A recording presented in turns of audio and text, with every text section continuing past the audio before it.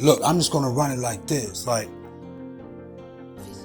I'm from Milwaukee, and a lot of people who say so much shit ain't from them streets.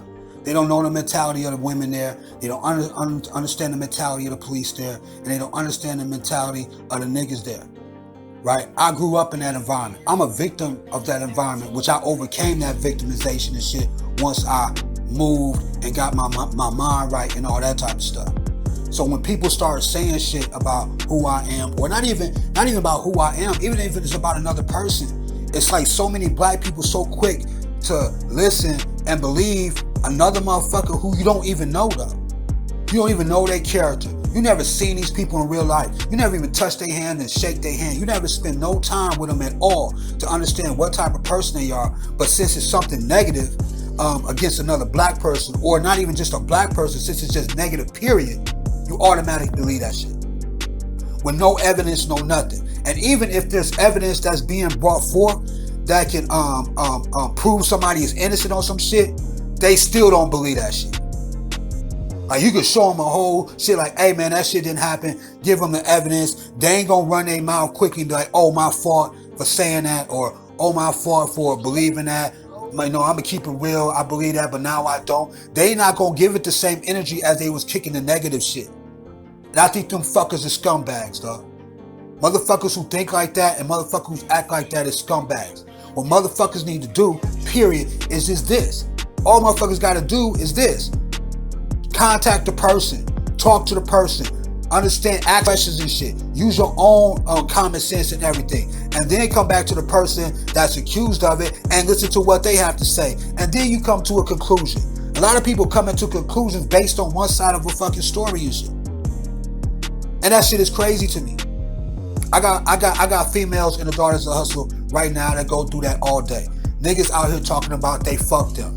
Shit like that. Niggas out here talking about, oh, I used to do this chick this way and I used to do this chick that way. It reminds me of some high school shit.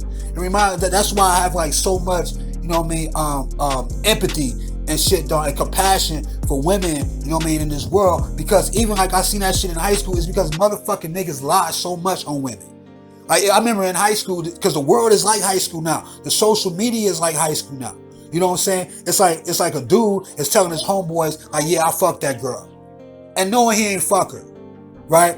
And then rumors get spread about the female and shit, and the female don't even know what the fuck is going on until she start feeling a certain type of energy. She start feeling like, damn, motherfuckers looking at me crazy, motherfuckers saying crazy shit to me, and then motherfuckers gonna actually tell me some shit. And that rumor's been going on could be for weeks and shit. And the females gotta defend themselves for what? Because motherfuckers out here lying, or motherfuckers just don't have the courage and the motherfucking nuts and shit to go step to a motherfucker and be like, hey man, let me keep it 100 with you. Hey, I heard this, that, and that about you and shit like that. What's up?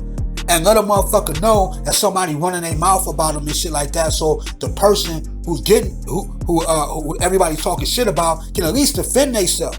How these motherfuckers is friends with people when you hear a motherfucker talking shit about your homeboy or your homegirl, but you ain't saying shit, you just believing in shit.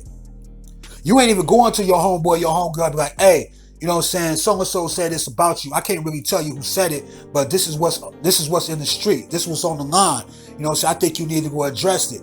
You know what I mean? Friends ain't even like that no more and shit. That shit is fucking crazy to me. That's why I be so careful on who I have around me, dude. That's why I be so careful about all that shit, though. Like, you know what I'm saying? Because you just don't know, though. A lot of people sitting like let's go back to the beginning, it could be somebody in Louisiana, it could be somebody in New York or whatever like that, you know, and they could say shit about somebody, right? I'm not gonna automatically believe that shit because I don't know how people get down in New York.